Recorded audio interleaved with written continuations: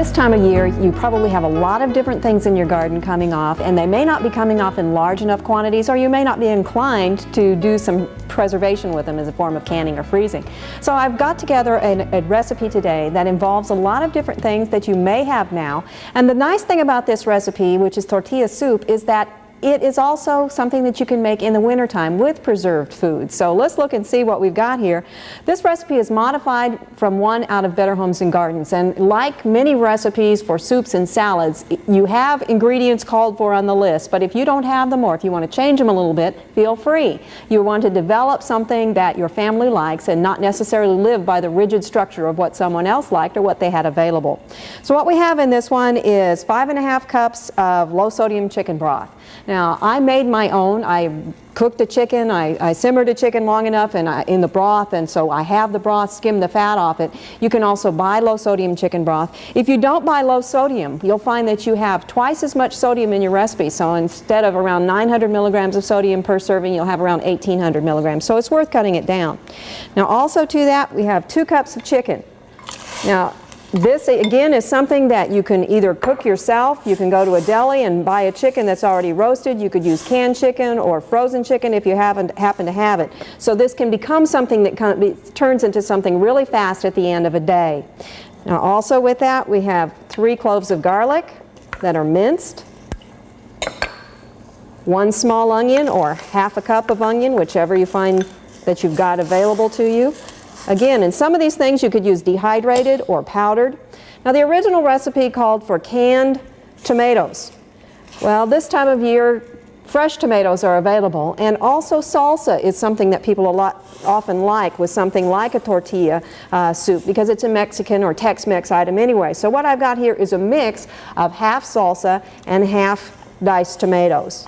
If you do this, you're going to find that you have a lot more changing, or you need to check the flavor of the foods that you're putting in, because you may be using a hot salsa versus a mild one, and so you've got some changes in there that you're going to want to check with spices and herbs and seasoning as you go along.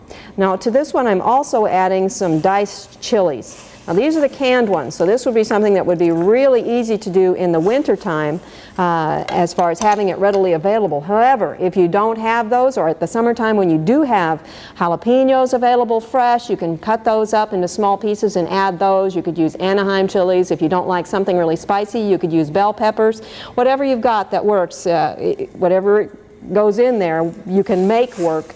Now if you're using some of the fresh foods instead of some of the canned ones, one of the things you might want to add to this is a little bit of sugar, just to cut the acidity of the tomatoes and some of the other ingredients. Now also I'm going to add some chili powder to this. That's a teaspoon of chili powder, but remember, not all families are going to like that much. Some families will like more. If you've used a salsa, you may need less, or you may want to use a bottled hot sauce to really spark it up. Now the recipe also calls for creamed corn. But this time of year we have fresh corn available, so I've scraped that from the cob, keeping the liquid that comes off the cob with it. Now this will mean that it might not be quite as thick, and this is also another reason why you may want to add just a touch of sugar, because the canned variety will have a little bit of sugar in it to sweeten up the canned corn or the creamed corn. Now this simply gets covered and simmered for about 30 minutes or a little longer if you have a little bit more time. Make a salad to go with this, and then in the end you have something that looks, see if I can lift this over here, like this. We'll ladle a little bit up. Now tortilla soup obviously needs tortillas. Now you can take corn tortillas and saute them in a small amount of vegetable oil for about 30 to 45 seconds after you've cut them into strips, and drain that on paper towels.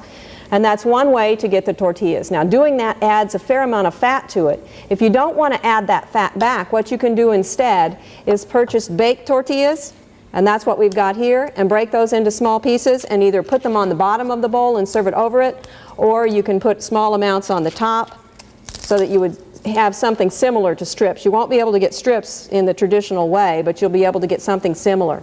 Now you can add a little bit of low-fat or fat-free sour cream to that, and to garnish it, maybe just a little bit of cilantro. And there you have tortilla soup. It's fast, it's easy, you can make it now fresh out of the garden, or you can wait and use canned and preserved items later on in the winter. For Oklahoma Gardening, this is Barbara Brown.